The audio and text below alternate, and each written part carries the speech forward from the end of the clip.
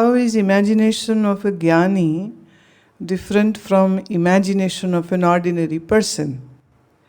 Why does Gyani's imagination turn into a reality, while my imagination remains unmanifested?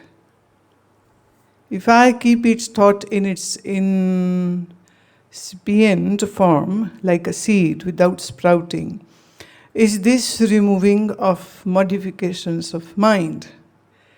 Is perfect willpower continuity of one thought without any doubt?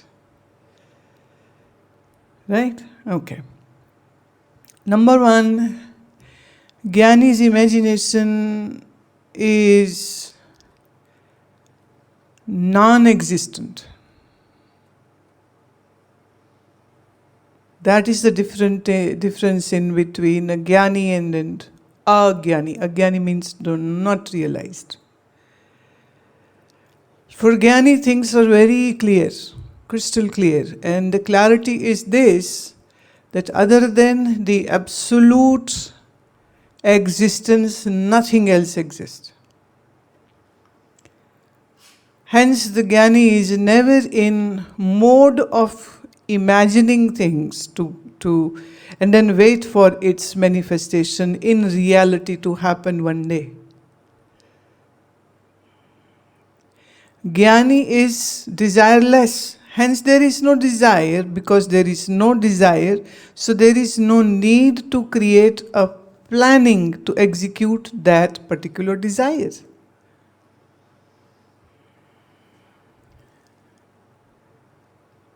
In nutshell, we can say what is difference in between Gyani and Agyani. The one big difference is Agyani has all the billions of desires and Gyani has none. Because Agyani has desire, hence his mind is always creating the strategies and planning and what will happen one day, what will not happen, what will happen then, what will I feel.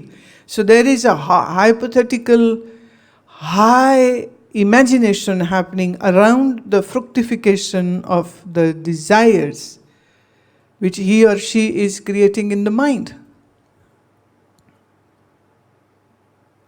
See, the question is, how is imagination of a Gyani different from an ordinary person? If any Gyani is having some imaginations, is definitely not an Gyani. A normal person is always hoping and desiring that one day he will prove this to world. One day I'll do this. I'll show it to everybody. I think so just recently somebody in America was falsely sent into jail for 37 years. A black guy. So he was in jail for how many? 37 years. And then he was acquitted and he was free. Then he participated in that show called some America's Got Talent, and he did his singing, and his singing was so awesome that all the panel of the judges were so moved. He was right away selected.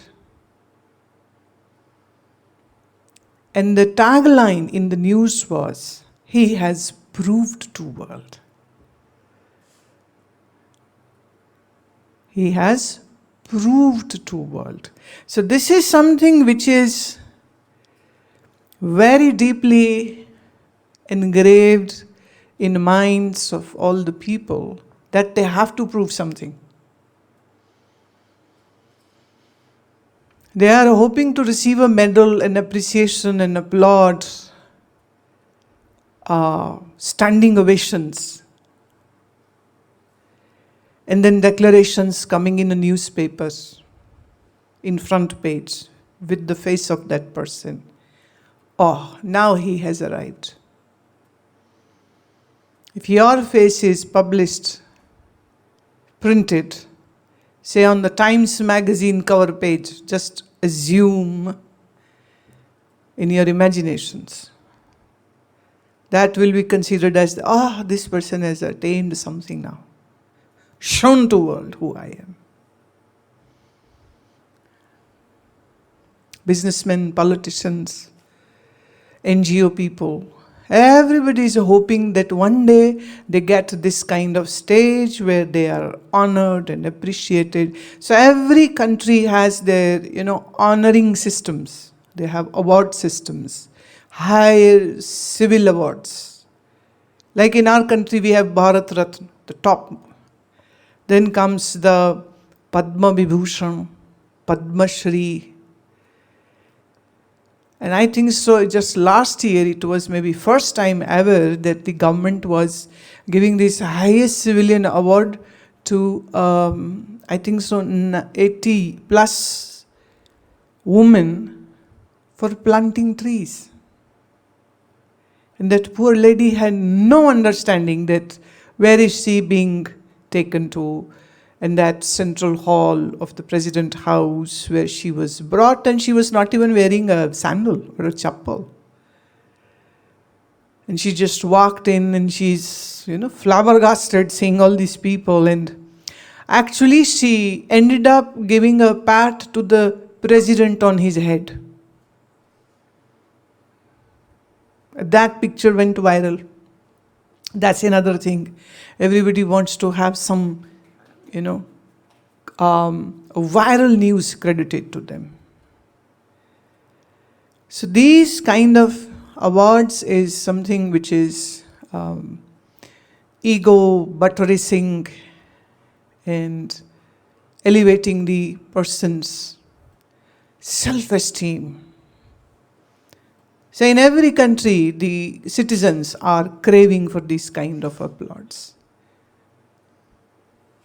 Because they need to show that I have arrived. But Gyani doesn't have any such wish in the mind.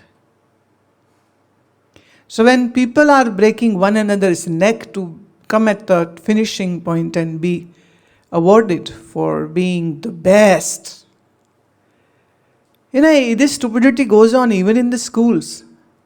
Best student of the year. Best student in their class, then best student in their grade, then they'll have the award for being very disciplined. And I remember in my school days, when these kind of awards like for performance in education and exam would be there, I knew I have no chance because I was not a very excellent student. I am the one who is going to fall in maybe in, say, 30s. If there are 30 students, then I might be in between 24 and 30 somewhere. They're never studious at all, except just few grades where I outdid myself.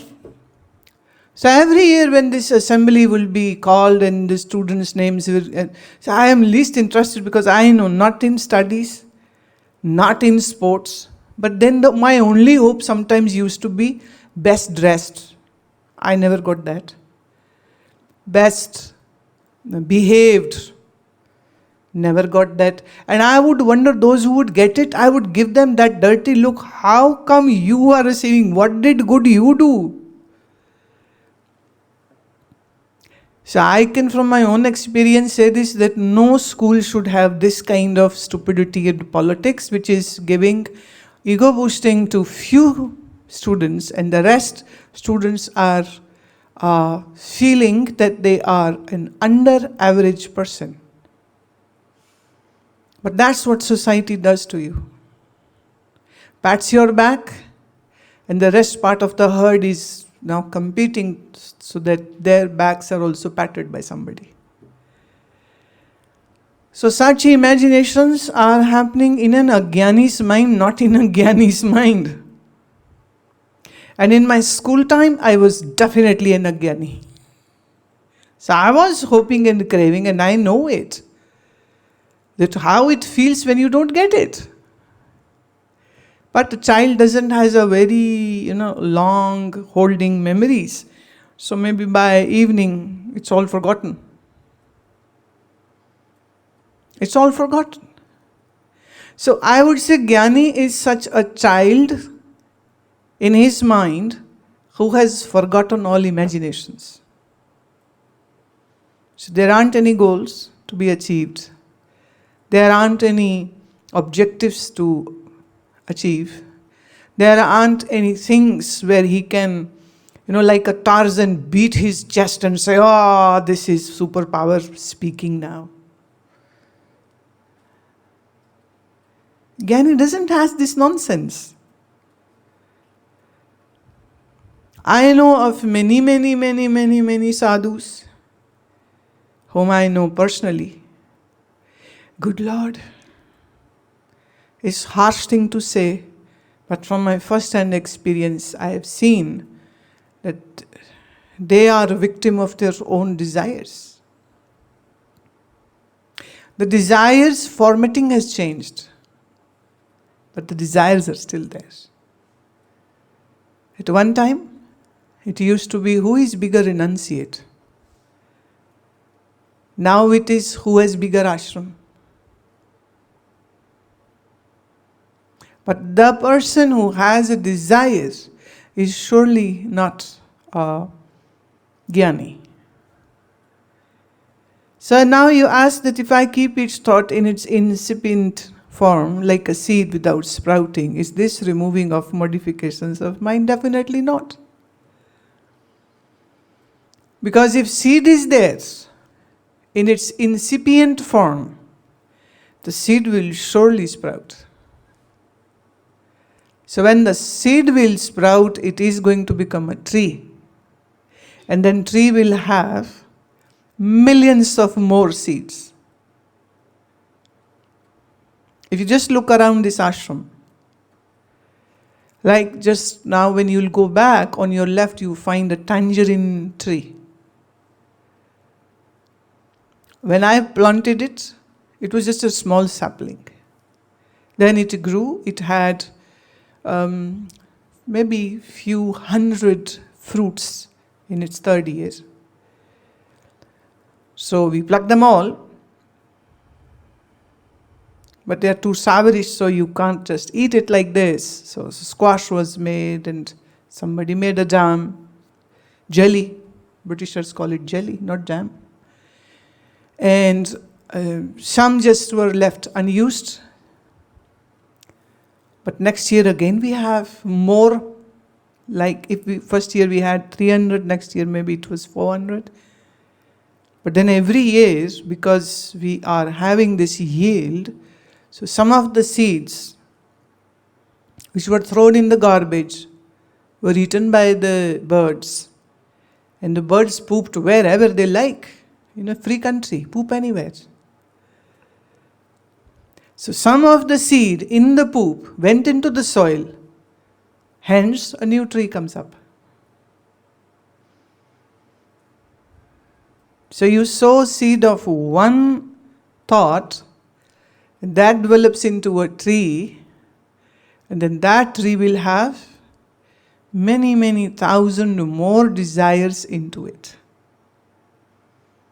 So keeping a thought in its incipient form is not a remedy to remove the thought or hold it from multiplying.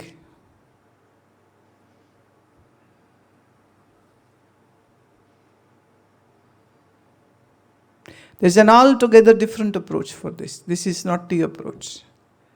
That's not the way. See, that's why it is said that liberation is hard. Because your mind is 24/7 creating chains of new desires, is getting propelled to do new karmas, and those karmas are going to give results in two parts. In Sanskrit we say it drashta and adrashta. Drashta is visible. Adrashta is invisible. Drasht means that you do, like for example, you serve an old person. If you are doing with all kindness, you will enjoy doing that. So that's the visible fruit of doing a noble action. But then one part is invisible. That gets added into the bank of your some collective karmas. Meaning, in time, sometime in future, that particular half invisible part will pop out to give you some reward. If it was a noble, pious action, the result will be happiness. If it was a bad, sinful, then the result is going to be misery and disease and pain, rejection, humiliation, insinuation, poverty, diseases, losing family, losing name, losing fame, losing health, can be in many, many ways. So every day new seeds are being sown in the farm of your subconscious. And every seed is going to give you a yield. Like in the tree analogy I've said. Now, as I've said, the tangerine is a very sourish, very, very sourish fruit. And it's not very delectable to everybody. So if I don't like fruits, I can share it with everybody. I give, 3, 4, 5 each to everybody who comes here. And I say it's a prasad, eat. We have used to crop. But in case of the karma, you alone will eat your crop. You cannot share it. Tough job. So you did one thing knowingly or unknowingly, good or bad. Results are going to come. You can't just delete, you can't just erase. It's going to stay there. So nobody else but your own some collected deep impressions, in Sanskrit we call them samskaras, will create the situations in your life which will give you very painful or very joyful circumstances.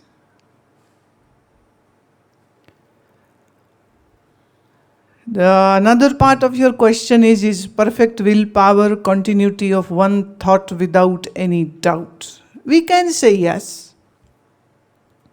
Partly yes, we can say this might be the case.